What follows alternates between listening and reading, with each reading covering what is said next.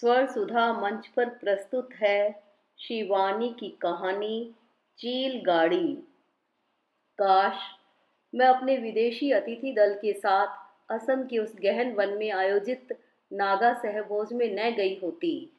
सुपारी के पेड़ और पानों के झुरमुट के बीच एक विराट अग्निस्तूप की लाल लाल लपटें आकाश को चूम रही थी। विचित्र परिधान में अंगों को मोड़ता मरोड़ता एक नागा तरुण हमारे स्वागत में अपनी रणसिंही को आकाश की ओर उठाकर फूंकने लगा था। तू तू तू। उस रणसिंह की मीठी स्वर लहरी ने मुझे फिर बेचैन कर दिया। एक बार मेरे जीवन में ऐसी ही रणसिंही और बजी थी। कानों को फाड़कर झूलते, भैंस के सींगों के काले कुंडल झुलाता अवधूत जोगी समरनाथ बाजी अपने गांजे से आरक्त नयन आकाश को उठा, टेढ़ी रणसिंह को बांके मुद्रा में साधे ऊर्ध्वमुखी फूंक दे उठा था। तू तू तू तू। आज इसी विस्मृत फूंक की स्वर लहरी ने कुमायूं के गगनांगन को पार कर इस अपरिचित असम के आकाश को घेर लिया है।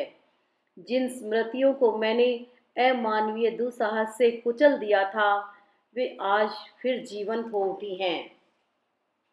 लेडी ब्रैंडन को असम के मूंगा रेशम का पूरा थान भेंट किया गया है। वे उसे बार बार गालों से लगा उसकी स्निग्धता में आकंठ डूबी जा रही हैं। विदेशी राजदूत की पत्नी के भारत दर्शन यात्रा दल में मुझे सम्मिलित कर विशिष्ट सम्मान दिया गया है। यह मैं जानती हूँ। इस समय मुझे क्या क्या कहना चाहिए वह भी मुझे ज्ञात है। असम के इस मूंगा रेशम की विशिष्टता, रणसिंह के स्वर संगीत की व्याख्या, नागा मुखिया के गले में झूलती मुंडमाला की मौलिकता, इन नाना विषयों पर मैं घंटों धारा प्रवाह बोल सकती हूँ, किंतु रणसिंह बीच बीच में बजती जा रही है। तरुण वादक का नंगा शरीर आग की लपटों में ताम्रवर्णी लग रहा है। वह बार बार मुझे ही देख रहा है, जैसे मुझे चुनौती दे रहा हो। देखो न, भूले बिसरे चेहरे बिसरना क्या इतना आसान है? बड़ी अम्मा, देबू लला, बाबूजी, कुंदन और गैरिक वसंधारी, स्वामी आत्मानंद सब जैसे हाथ बांधे मंडलाकार इस अग्निस्तूप की परिक्रमा करने लगे हैं। अल्मोड़ा के गिरजे के मीठे घंटे देवदार के घन ध्रुमों से टकराते बार बार गूंज रहे हैं। मिशन स्कूल को जाती, हंसती खिलखिलाती, सीटी बजाती ईसाई लड़कों की लंबी कतार पूरी सड़क घेर रही है और समरनाथ बाजी की उसी करुण स्वर लहरी के साथ नेपाली कूलियों के कंधे पर हुमकती मेरी डोली मायके की देहरी कल्पना लोक में एक बार लांग रही है। घूंघट की यवनिका के बीच बार बार नथ के लटकन का दृष्टि व्याघात पड़ रहा था। फिर भी मुझे चाची के गोरे गोल हाथ पर बंधा पीले लाल सूत का कंकण स्पष्ट दिख रहा था। बाबूजी की तीखी नाक पर रोली पर चिपकाए गए अक्षत बिखर गए थे। उन्हें कंधे के लाल दुशाले से पहुंचते वे दाड़िम के पेड़ के नीचे खड़े एकटक मेरी डोली को देख रहे थे। शायद पहली बार उन्हें अपनी मातृहीना पुत्री पर दया आ रही थी। उन्हीं के पास खड़ा कुंदन अपने अल्लम खल्लम कोट में बेहद दुबला लग रहा था। उदास भयत्रस्त आंखों से वह तेजी से ओझल होती डांडी को देखकर एकाएक रो पड़ा था। मातृहीन भाई की उस रुदन की सिसकियां आज फिर जैसे किसी टेप रिकॉर्डर पर बजने लगी हैं। मेरा कन्यादान चाची ने ही किया था। वे माता अपने 17 दिन के शिशु को लेकर मायके चली गई थी। सहसा किस बात को लेकर उनकी बाबूजी से ठन गई, कोई भी नहीं जान पाया। वैसे उन्हें मेरी अंत्येष्टि क्रिया देखकर संतोष ही होता। सप्तपदी के समय मेरे पति को खांसी का ऐसा विकट दौरा पड़ गया था कि क्षण भर को बाबूजी का चेहरा भी पीला पड़ गया। कल ही तो पीपी लगी है। वर पक्ष की फुसफुसाहट मेरे कानों में गर्म शीशा उंडेल गई थी। पीपी किस जानलेवा राज रोग में लगता है, यह मैं भी जानती थी। पीपी लगने की पीड़ा से कराहती मृत्यु पथगामिनी रुग्णा माँ के चेहरे को क्या मैं भूल सकती थी? वे माता के षड्यंत्र ने ही मुझे दुर्भाग्य का द्वार खटकाने भेज दिया था। फिर वे स्वयं क्यों कन्नी काट गई? संसार में ऐसे भी बहुत से व्यक्ति मिलते हैं जो बकरे की बलि नहीं देख सकते, किंतु उसका मांस मज्जा चिंचोड़ कर खाने में उन्हें बड़ा आनंद आता है। बाबूजी ने शायद पहले उस रिश्ते में कुछ आपत्ति की थी, पर मेरे श्वसुर मेरी विमाता के मामा लगते थे। इसी से बाबूजी की दाल गल नहीं पाई। मेरे श्वसुर के वैभव का अंत नहीं था। यह ठीक था कि मेरी दो विधवा जिठानियां और एक विधवा ननद मेरी ससुराल की स्थायी सदस्याएं थीं, किंतु उस 20 कमरों के विराट महल में 3 क्या 30 आश्रिताएं भी रहती तो भी मेरा उनसे टकराने का कोई प्रश्न ही नहीं उठता था। सास नहीं थी, मेरे पति की विधवा ताई ने ही उन्हें पाला था। मेरे श्वसुर की अनुपस्थिति में ही वे ही घर की देखभाल करती थी। दिन डूबे मेरी बारात नैनीताल पहुंची थी। भारी जामदानी लहंगे और दूहरे पिछोड़े के भार से दूरी होती मैं, जिसके हाथ का सहारा लेकर उतरी, उसका गौर वर्ण देखकर क्षण भर को संशय में पड़ गई। मैंने तो सुना था मेरे पति काले भुजंग हैं। श्वसुर कुल के उसी अपयशी काले रंग को मिटाने के लिए तो मेरा आह्वान हुआ था। आज तक कुल और स्मृति देखकर बहुएं लाया। जोशी जी, मेरे श्वसुर ने बाबूजी से कहा था, इसी से घर का नैन नक्श चौपट हो गया। अब के सोचा, भाड़ में जाए स्मृति। चांद सी बहू लाकर कुंदन से नाती नतनियां जुटाऊंगा, चाहे बहू गांव की ही क्यों न हो, पर हो लाखों में एक। सचमुच ही अपनी दोनों जिठानियों और नंदों को देखकर मैं भय से स्तब्ध रह गई थी। क्या चेहरा था बड़ी जिठानी का! बालों से भरा संकुचित ललाट, अंदर को धंसी क्रूर आंखें, बाहर को निकले विकराल गजदंत और एकदम मुंडा सिर। दूसरी जिठानी भी उन्हीं की टक्कर की थी। हरिद्वार से वे भी बड़ी के साथ हाल ही में सिर मुंडाकर लौटी थी। वैधव्य से दोनों का चेहरा और भी भयानक लगने लगा था। बड़ी जिठानी के कोई भी संतान नहीं थी। दूसरी के एक राक्षसाकृति अपंग पुत्र था, जिसे वे 24 घंटे गोदी में टांगे रहती। 15 वर्ष के उस विचित्र जीव की आंखें किसी भूखे वन्य पशु की सी थी। कभी कभी वह आंख की पुतलियों को लट्टू सा घुमाता, मेरी ओर देखकर ही कर हंस देता और अपने हंडे सा भीम मस्तक हिलाने लगता। मैं भय से कांप उठती। बड़ी ननद कलकत्ता के एक समृद्ध कुमाऊनी परिवार में ब्याही थी। बंगाल के सुदीर्घ प्रवास ने उनके चेहरे की रही सही कांति भी छीन ली थी। अपने 2 काले बच्चों की और भी काली आया के साथ वे एक दिन मुझे घेर कर बैठी। ढोलक पर मेरे द्विरागमन के गाने से मेरे मायके की दुर्गति गाथा गाती मेरी दोनों जिठानियों को पुलकित कर रही थी। बन्नी की दादी को ले गया मुसल्ला, मोहल्ले में शोर मचा रे।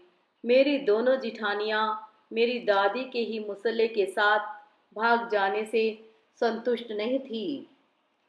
वे तालियां बजाती, मेरी अम्मा, चाची, नानी सबको बारी बारी मुसल्लों के साथ भगाती। हंसी की लहर से कमरा गुंजा रही थी कि सहसा वही सुपुरुष हमारे बीच आकर खड़ा हो गया, जिसने मुझे बस से उतारा था। मैं आपका देवर हूँ भाभी जी। देखता हूँ सुंदरी भाभी को अशोक वाटिका की काली राक्षसियों ने घेर ही लिया। इनमें भी एक त्रिजटा है भाभी, उन्हीं के चरण गहो समझी। आसपास के काले श्रीहीन चेहरों के बीच बड़ी अम्मा के हंसमुख चेहरे को मैंने पहली बार ठीक से देखा। उन उदार आंखों में न जाने क्या था कि मेरा माथा स्वयं नत हो गया। आग लगे बज्जर पड़े इन देबू लला पर।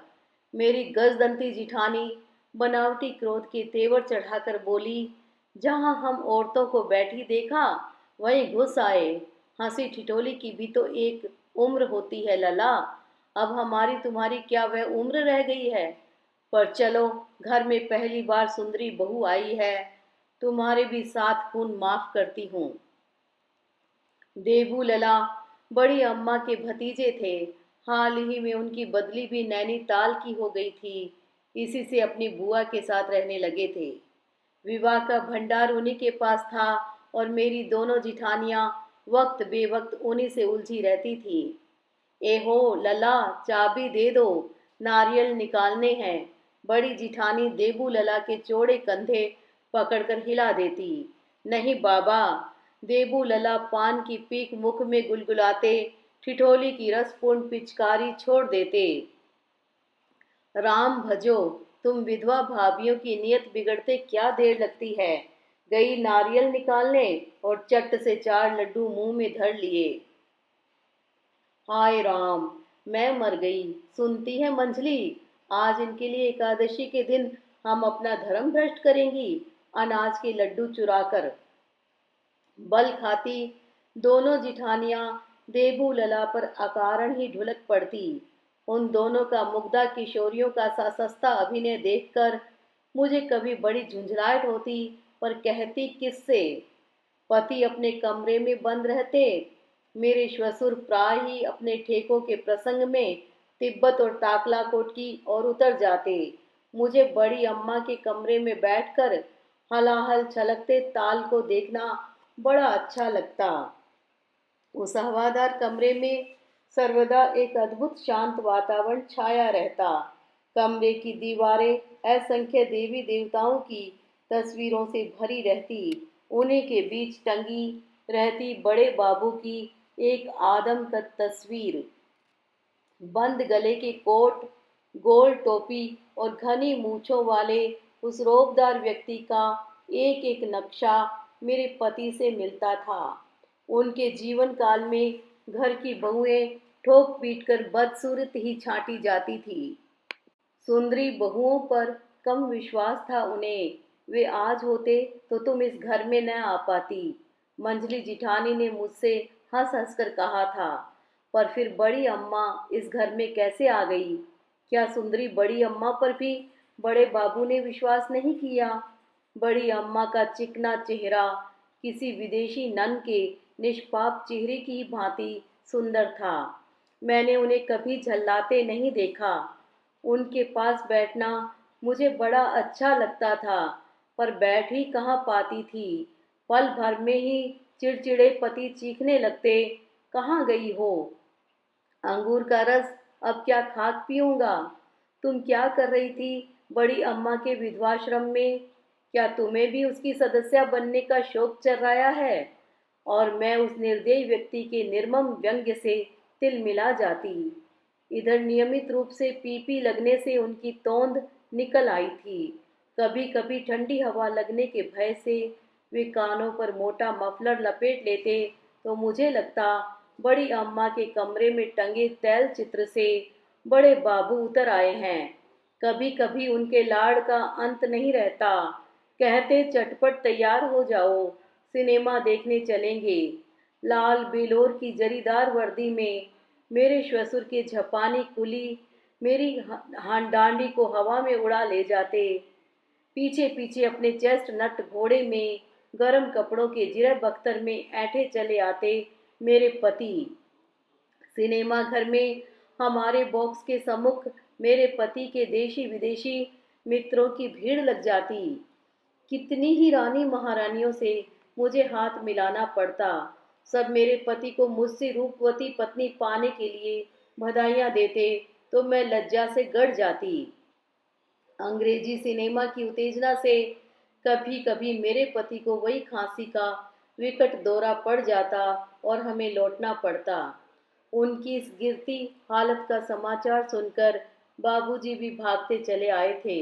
उन्हें देखकर क्षण भर को बाबूजी के गौर मुखमंडल पर विषाद की झुर्रियां उभर आई थी।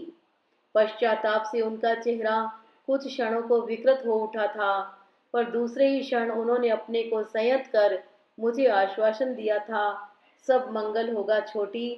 मैं जाते ही महाकाल के मंदिर में दामाद के लिए मृत्युंजय का अमृत जाप करूंगा। किंतु बाबूजी का अमृत जाप भी उनकी मृत्यु को नहीं जीत पाया। कहते हैं कि यक्ष्मा के रोगी को अंत समय तक ज्ञान बना रहता है। मेरे पति की मृत्यु भी बोलते बोलते हुई थी। मेरी घड़ी कहाँ है? उन्होंने चीख कर पूछा था, और उसी चीख के साथ उनकी आंख की पुतलियां अचल हो गई थी। मैं भय से सहमी उनके सिरहाने खड़ी ही रह गई थी। बड़ी अम्मा की दबी सिसकियां, दोनों जिठानियों का सटीक विलाप सब सुनकर भी नहीं रो पाई। उस कठोर निर्मम व्यक्ति के साथ बिताए गए 7 महीने की अवधि में मुझे एक भी ऐसा प्रणय प्रसंग स्मरण नहीं आ रहा था जिसका आधार लेकर मैं बिलख सकती। घर के अन्य पुरुषों का आना असंभव था। उन्हें खबर भेजने में ही 3 दिन लग जाते। फिर अलकनंदा की जिस रस्सी के पुल से होकर डाक का हरकारा जाता था, वह भी कुछ दिनों से बंद था। देबू लला ही करता बने। कभी शमशान घाट की यात्रा के लिए चाय चीनी जुटा रहे थे, कभी अर्थी में बंधी मेरे पति की लंबी देह की निरर्थक परिक्रमा कर रहे थे। मैं सोच रही थी, कितना स्वार्थी है मानव। शमशान घाट की नीरस यात्रा के लिए भी चाय चीनी जुटाना वह नहीं भूलता। घर में अनोखी निस्तब्धता छा गई थी। स्त्रियों के विलाप के स्वर अवरोह में उतर चुके थे। देहरी पर प्रदीप जलाकर रख दिया गया था, जिससे दूसरे लोक को महाप्रस्थान कर गई आत्मा मार्ग पर प्रकाश पाती रहे। किंतु इस लोक में जिस अभागिनी के कक्ष का ज्योति पुंज सदा के लिए बुझ गया था, उसके लिए प्रकाश की हिंदू शास्त्र में कोई व्यवस्था नहीं थी। 10वें दिन पीपल के वृक्ष के नीचे मृत पति को अंजलि देते मैंने अपने हाथों को देखा तो स्वयं कांप गई थी। बिना चूड़ियों के मेरे नंगे हाथ मूसल से लग रहे थे। रंग बिरंगे सूत की धज्जियों के से संवरा पीपल अपने घने पत्तों की छांव से आधी पगडंडी घेरे था। पंडित जी की श्लोकावृत्ति के साथ पति की प्रेत मुक्ति के लिए दोनों हाथों में जल भरकर मुझे दक्षिण दिशा को छोड़ने का आदेश मिला, तो मैं भय से सहमी हाथ का पानी भी छोड़ना भूल गई थी। बड़ी अम्मा प्राय मेरे पास ही बैठी रहती। 13वें के पश्चात उन्हीं ने मेरा पक्ष लेकर पुत्र शोक से जर्जरित मेरे श्वशुर के सम्मुख मेरी शिक्षा को पुनर्नवीभूत करने का प्रस्ताव रखा था। मुझे छोटी ननद के साथ कॉलेज जाने की अनुमति मिली तो मेरी दोनों जिठानियां उड़कर रह गई थी। पर लग गए हैं छोटी के, आप देखो कब उड़ती है। मंजली दीजियों ने हंसकर कहा था, कैसी विचित्र भविष्यवाणी थी। धीरे धीरे मेरे पति की बरसी की तिथि भी आ गई और मेरी दोनों जिठानियां देबू लला को अपने कटाक्षों से रस सिक्त कर फिर भंडार गृह में चक्कर काटने लगी। मुझे उन दोनों को देखकर उबकाई आने लगती। एक ओर तो उनके व्रत और कोरे अनुष्ठानों का अंत नहीं रहता, दूसरी ओर रंगीले देवर से उनका मर्यादाहीन आचरण देखकर मैं दंग रह जाती। दिन में जिस चादर को बिछाकर भक्ति भाव से सिर हिलाती और कृपाल दत्त पंडित जी से शिव पुराण सुनती, रात को उसी चादर की चांदनी बिछाकर देबू लला और उनके एक रसिक प्रवर मित्र को लेकर ताश की ब्रिज लीला जमाती। दोनों जिठानियां अंग्रेजी के नाम पर ए बी भी नहीं पहचानती थी, किंतु ऑक्शन और कॉन्ट्रैक्ट ब्रिज के अखाड़े में कुशल से कुशल खिलाड़ी को भी वे बुरी भांति पछाड़ देती थी। देबू लला बार बार मुझे भी आमंत्रित करते रहते, पर मैं बड़ी अम्मा के पास बैठी रहती। कभी कभी देबू लला के आग्रह से बड़ी दीजियों बुरी तरह झुंझला उठती, नहीं आती तो बेकार क्यों खींच रहे हो। ताश खेलना क्या दिमागी लोगों का काम है। छोटी ठहरी कॉलेज की लड़की, वह क्यों खेलेगी, वह तो पढ़ लिख कर कलेक्टर बनेगी, है न छोटी। बड़ी दीजियों, न जाने आज तुम कहाँ हो। यदि पास होती तो दिखा देती। कलेक्टर ही नहीं, कमिश्नर ने भी मेरे पांव धोए हैं। ऐसे ही एक विदेशी अतिथि दल को घुमाने कश्मीर ले गई थी। वहाँ की स्वर्गीय झील में हमारी हाउस बोट स्वीट किस नीले नीले फूलों से सजाई गई थी। ऐंठी मरोड़ी मूछों का स्वामी, एक अवकाश प्राप्त आईसीएस कमिश्नर भी हमारे दल में था। नौकरी से अवकाश प्राप्त करने पर भी वह जीवन की मौज मस्ती से अवकाश प्राप्त करने के मूड में एकदम ही नहीं था। कभी लड़खड़ाती किश्ती का बहाना ढूंढ अकारण ही मुझे बाहों में संभाल लेता, कभी जोर जोर से इकबाल की कविता की आवृत्ति करने लगता और कभी मेरे पास झुककर पूछ बैठता, बता सकती हैं यहाँ हाउस बोट का चलन कब से हुआ। मेरे विदेशी पर्यटक भी मेरी व्याख्या सुनने मेरे इर्द गिर्द घेरा बनाकर खड़े हो जाते। अपने धूप के चश्मे को साध कर मैं अपनी कंठ नली का टेप रिकॉर्डर चालू कर देती कि किस प्रकार एक विदेशी ने कश्मीर की धरा पर प्रासाद प्रासाद बनाने की अनुमति मांगी थी। कश्मीर नरेश का चतुर मस्तिष्क विदेशी की चाल को भांप गया था। छोटा सा प्रासाद बनाकर वह चतुर विदेशी किसी दिन कश्मीर की धरा को अपने प्रासादों से भर देगा। रात ही रात में एक नए कानून की सृष्टि हुई थी। विदेशी प्रासाद अवश्य बना सकता है, पर उस धरा पर उसका अधिकार नहीं रहेगा। विदेशी ने फिर भी बौद्धिक शतरंज की बाजी जीत ली थी। एक चलता फिरता प्रासाद जल में तैरा कर स्थल पर बने प्रासाद के अधिकार का प्रश्न उठ सकता था। जल पर तैरते प्रासाद पर कैसी आपत्ति। मुसलमान कमिश्नर अपने चट किए गए प्रश्न का पट उत्तर पाकर खिल गया था। मेरी सलीम शाही जूती में कीचड़ लग गया था। चट से अपनी रेशमी रुमाल निकालकर पहुंचते हुए उसने कहा था, आपको एयर होस्टेस किसने बना दिया? आईएएस में बैठी होती तो निश्चय ही कलेक्टर बन जाती। मैं कैसे कहती, कभी यही मेरी बड़ी दीजियों ने भी कहा था। प्रयाग के कुंभ स्नान के लिए जब मैं बड़ी अम्मा और जिठानियों के साथ त्रिवेणी तट पर गई थी, तब प्रयाग के पंडे की विलक्षण स्मरण शक्ति देखकर दंग रह गई थी। कुमायूं का कोई भी ऐसा व्यक्ति नहीं था जिसकी वंशवेली की जड़ उसके मस्तिष्क में न हो। फलां जो फलां के बेटे, बाईं गाल पर तिल, एक आंख कानी, धन्य था वह पंडा। किंतु आज मैं उस पंडे को भी मात दे सकती हूँ। बड़ी नाव में हमें भरकर वह संगम में डुबकी लगाने ले गया था। हाथ पकड़कर दोनों जिठानियां मुझे गहरे जल में खींच ले गई थी। मिट्टी रेत से सनी वह पुरानी खंखड़ नाव और फूलों से सजा कश्मीर का वह शिकारा। अंतर था, अंतर नहीं था। पुरुष की लोलुप दृष्टि में जल में डुबकियां लगाने पर पतली साड़ी से झांकते मेरे देह लावण्य में उस प्रौढ़ पंडे की भूखी दृष्टि और झील में तैरकर बाहर निकलने पर मुझे निगलती उस आईसीएस प्रौढ़ कमिश्नर की भूखी दृष्टि में क्या कुछ अंतर था। मेले की भीड़ को चीरती दोनों जिठानियों में मंझली के उत्साह का अंत नहीं रहता। यह मानो उनके शुष्क जीवन की एक सुरम्य पिकनिक थी। भिखारियों की भीड़ की शिव की बारात के सम्मुख वे ठगी सी खड़ी रह जाती। प्रत्येक अपंग घिनौने भिखारी का इंटरव्यू लेते लेते कभी अपनी हृदयहीन हंसी से दिशाएं गुंजा देती। मर अभागे, नाक कहाँ गई रे तेरी? हाय हाय छोटी, देख देख मुंह है ही नहीं। क्यों रे, खाना कैसे खाता है तू? लकड़ी की गाड़ी में लुंज पुंज मांस के किसी लोथड़े से वह ऐसे बेतुके प्रश्न पूछती कि पंडा भी बड़बड़ाने लगता। बहू जी, तीर्थ करने आई हो या मेला देखने? चुप रहो पंडा जी, ऐसी चीजें क्या बार बार मिलती हैं देखने को? बहुत हड़बड़ी मचाई तो श्राप दे दूंगी। तुम्हारी भी ऐसी ही गति होगी अगले जन्म में। होकर रसिक पंडा मेरी जिठानी के कान ही के पास मुंह ले जाकर न जाने क्या कहता कि वह हंसती हंसती दोहरी हो जाती। स्पष्ट न सुन पाने पर भी पंडे के अस्पष्ट स्वर मैंने सुन लिए थे।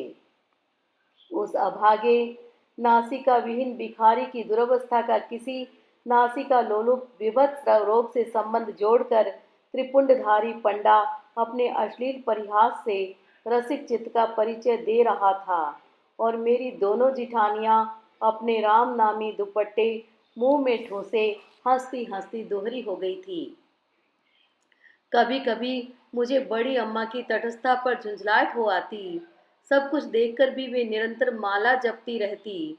आए दिन हमारे यहाँ कीर्तन सभा होती। मार्बल मंडित गोल कमरे को गंगा जल से धोकर बीच में यज्ञ वेदी सजाई जाती। कर्मकांडी ब्राह्मणों की उदर पूर्ति के हेतु मेवे की खीर लबालब कढ़ाई में छलकने लगती। उपासना सभा का सभापतित्व ग्रहण करता गैरिक वसंधारी सौम्याकृति का पाखंडी स्वामी आत्मानंद। उसके गोर ललाट पर गोरोचन का टीका रोली से संवरा रहता। दोनों बड़ी बड़ी आंखों की रेशमी पलकों का सौंदर्य किसी भी सुंदरी की पलकों से होड़ ले सकता था। निकट से देखने पर भी उसकी वयस की मरीचिका चतुर से चतुर व्यक्ति को भी भटका सकती थी। उसके आने का समाचार पूरे शहर में हवा की भांति उड़कर फैल जाता और देखते ही देखते हमारा दालान डांडी और घोड़ों से भर जाता। भजन कीर्तन और झांझ करताल के संगीत से ऊबकर मैं सीमांत के कमरे में बंद हो जाती। उस धूर्त स्वामी की मैं नस नस पहचानती थी। मुझसे कहता था, राधिका, जयदेव के पद गुनगुनाता वह निर्लज्ज कभी बड़ी अम्मा के सामने ही कहता, राधे मेरे पैर दाब दे। बड़ी अम्मा मेरी चुप्पी का दूसरा ही अर्थ लगाती। शायद उतने बड़े महात्मा के चरण छूने में मुझे संकोच हो रहा था। देख क्या रही है बहू, दाब देना पैर। बड़ी अम्मा का आदेश मैं कैसे टाल सकती थी। सिर झुकाए उसके चरण दाबने लगती तो मुझे लगता असंख्य घिनौने कीड़े मेरी हथेलियों में कुल बुलाने लगे हैं। कभी कभी सबकी दृष्टि बचाकर वह मेरी हथेली अपने पैरों के बीच दबा लेता। उसकी भूखी आंखों की दुनाली से वासना की गोलियां दनदनाने लगती। दूसरे ही क्षण मेरी कठोर मुख मुद्रा देख वह नट की फुर्ती से अपने को संयम की रस्सी पर साध लेता और ऊंचे स्वर में गीता के श्लोकों की आवृत्ति करने लगता। मेरे जी में आता उसकी स्वर्ण मंडित पादुका उसके सिर पर दे मारूं, पर लोगों की दृष्टि में उस परमहंस बाबा की महिमा अपार थी। उसका चरणोदक शीशियों में भरकर विदेश तक भेजा जाता था। मैं कुछ कहती तो वह लंपट मुझे ही लपेट लेता। फिर एक बात और थी, उस तांत्रिक की अघोरी दृष्टि में कुछ ऐसी सम्मोहिनी थी कि वह एक बार आंखें चार होने पर देखने वाले को मन मानी उठक बैठक करवा सकता था। मैं कभी भूल कर भी उसकी ओर नहीं देखती थी। उसने भांति भांति की चेष्टाएं कर ली थी। कभी कहता, राधे देख तो मेरी आंख में शायद तिनका पड़ गया है, बड़ा गड़ रहा है। मैं बड़ी दीजियों को भेज देती। कभी वह फिर पुकार लगाता, राधे मेरी आंखों में चंद्रोदय बूटी तू ही डाल दे। बड़ी और मंजली ठीक से नहीं डाल पाती। मैं कोई न कोई बहाना बनाकर टाल जाती। कई बार साहस बटोरकर बड़ी अम्मा से कहने भी गई, किंतु लाल थैली में छिपे उनके हाथ माला फेरते रहते। आंखों में उनकी अंतर की शुचिता छलक उठती। पाठ करते करते वे दर्शन के झटके से ही पूछती, कुछ काम है। उनकी भोले शिशु की सी अम्लान हंसी देखकर मुझे कुछ कहने का साहस ही न होता और मैं चुपचाप लौट आती। देबू लला पर बड़ी अम्मा का अगाध स्नेह था। फिर एक लंबे अरसे से वे मेरी जिठानियों के साथ रहते आए थे। कभी किसी को उनके विरुद्ध शिकायत नहीं रही थी। मेरे ही लिए वे एकाएक इतने बुरे कैसे हो गए। फिर मेरे पास सबूत ही क्या था। कहीं बड़ी अम्मा भी मुझे गलत समझ बैठी तो मेरा कहाँ ठिकाना रह जाएगा। जल में रहकर मगर से बैर नहीं हो सकता। फिर मगर क्या एक ही था। मुक्ति का एक ही उपाय था। चंद्रावती मसीह मेरे साथ पढ़ती थी। हम दोनों की मैत्री वे माता की पैनी दृष्टि की लपटों से भी नहीं झुलस पाई थी। मिशन की नाना सुविधाओं की सीढ़ियां पार कर वह एक ऊंची नौकरी पा गई थी। दिल्ली में वह अपने मामा के साथ रहती थी। मामा बहुत बड़े बड़े लोगों को जानते हैं। मुझे अनायास ही हवाई जहाज में एयर होस्टेस बना देते, उसने लिखा था। पर यह काला कलूटा चेहरा निगोड़ा बैरी बन जाता है। तू यहाँ चली आ और तेरे परी से चेहरे को देखते ही वे तुझे एयर होस्टेस बना लेंगे। कितना सुंदर प्रस्ताव था। पृथ्वी के भूखे भेड़ियों की पहुंच से दूर उड़कर एकदम आकाश में मेरी दोनों जिठानियां स्वामी जी के साथ सुदीर्घ तीर्थ यात्रा भ्रमण पर चली गई थी। बड़ी अम्मा के दोनों हाथ रहते लाल थैली में और आंखों ने छल प्रपंच को पकड़ना नहीं सीखा था। मैं भाग गई। क्षण भर को संस्कारों की बेड़ियों ने पैरों को जकड़ लिया। अंतरात्मा धिक्कार उठी। छी छी, जिस थाली में खाया उसी में छेद कर रही है। जिस बड़ी अम्मा ने पढ़ाया, स्वतंत्रता दी, उसी को छलकर भाग रही है। फिर आंखों में तैरने लगती बाबूजी की कर्मनिष्ठ 70 पीठ। लोगों के व्यंग्य बाणों से छिदता मौसी का करुण चेहरा, पीलिया रोग से उठे रुग्ण मातृत्व विहीन कुंदन की सहमी सहमी आंखें। कभी कभी वह भागकर मुझसे मिलने चला आता था। अब किसके पास जाएगा? पर आंसुओं के साथ साथ धुंधली आकृतियां धीरे धीरे बह गई। मैं अब पृथ्वी छोड़कर आकाश पर आ गई हूँ। दरिद्र भाई की व्यथा हृदय को अभी भी कचोटती है। जब अंतिम बार वह मुझसे मिलने आया तो मौसी के बेटे की उतरन का अधरंगा वही नीला ब्लेजर पहने था, जिसकी दोनों कुहनियों पर मैंने लाल पैबंद लगा दिए थे। अब पैबंद भी फटकर फड़फड़ाने लगे थे। उसकी आंखों की नीली पुतलियां कांच की नीली गोलियों सी चमक उठी थी। हम दोनों भाई बहनों की आंखें एक ही सी थी, गहरी नीली। 4 मील दूर गणनाथ के स्कूल का उतार वह अपने लोहे के पहिए को तार के चाबुक से भगाता मिनटों में पार कर लेता, किंतु लौटने की चढ़ाई का मार्ग लोहे के निर्जीव अश्व और सजीव अश्वपति दोनों को क्लांत कर देता। दिन डूबते ही उसकी बाल सुलभ उत्सुकता और बढ़ जाती। दीदी, तुम क्या आसमान के सितारों में अम्मा का सितारा पहचान सकती हो? वह लेटा लेटा मुझसे पूछता। न जाने किसने उससे कह दिया था कि मरने के बाद सब सितारे बनकर टिमटिमाने लगते हैं। दीदी, तुम्हें कोई 10 लाख रुपए दे तो क्या तुम अकेली जागेश्वर के शमशान घाट तक जा सकती हो? हाँ, मैं उसके निरर्थक प्रश्न का निरर्थक उत्तर देती और वह मेरे पास सरक आता। 10 लाख रुपए के लोभ में शमशान घाट की यात्रा अकेले ही कर लेने की दुस्साहसिनी दीदी का दृढ़ संकल्प उसे विचलित कर देता। कभी कभी हमारे ग्राम के आकाश का वक्ष विदीर्ण कर धुआं छोड़ता जेट विमान निकल जाता तो वह पगला सा आता। अरे मदनिया हिरुआ देखो, चील गाड़ी। दीदी, चील गाड़ी? आहा रे, चील गाड़ी। ओहो रे, चील गाड़ी। अपनी पतली सीख सी बाहें आकाश की ओर नचाता वह गोल गोल घूमने लगता। चील गाड़ी रे, चील गाड़ी। आज उसकी दीदी उसी चील गाड़ी में न जाने कितने देश विदेश घूम चुकी है। राजसी अतिथियों के वायुयान में मेरी उपस्थिति अनिवार्य हो उठी है। मेरी नीली आंखें, गोरा रंग कभी कभी किसी विदेशी अतिथि को उलझन में डाल देते हैं। एक्सक्यूज मी, क्या आप तुर्की हैं? वह मुझसे पूछता है। मैं हंस देती हूँ। अपनी भुवन मोहिनी हंसी को मैंने अब पहचान लिया है। भारत के वेदांत, दर्शन, संगीत से लेकर करी पाउडर की भोजन सामग्री, साड़ी पहनने की शिक्षा, सबका विस्तृत विवरण देकर मैं अतिथियों की आकाश यात्रा को आश्चर्यजनक रूप से मनोरंजक बना देती हूँ। किंतु अचानक हंसी कह कहो और प्रश्नोत्तरों के बीच मैं उदासी में डूब जाती हूँ।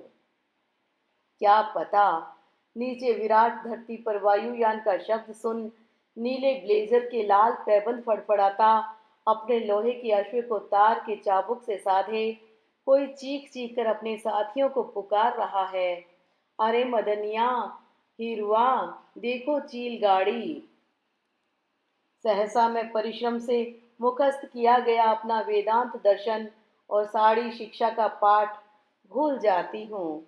मुझे लगता है आकाश के नीले ब्लेजर में डूबते सूर्य की अरुण शिखा के दो फटे पैबंद फड़फड़ा रहे हैं और दो दुबले सीख से हाथ आकाश की ओर उठा उठाकर कोई नाचता घूमता गा रहा है। आहा रे चील गाड़ी, ओहो रे चील गाड़ी।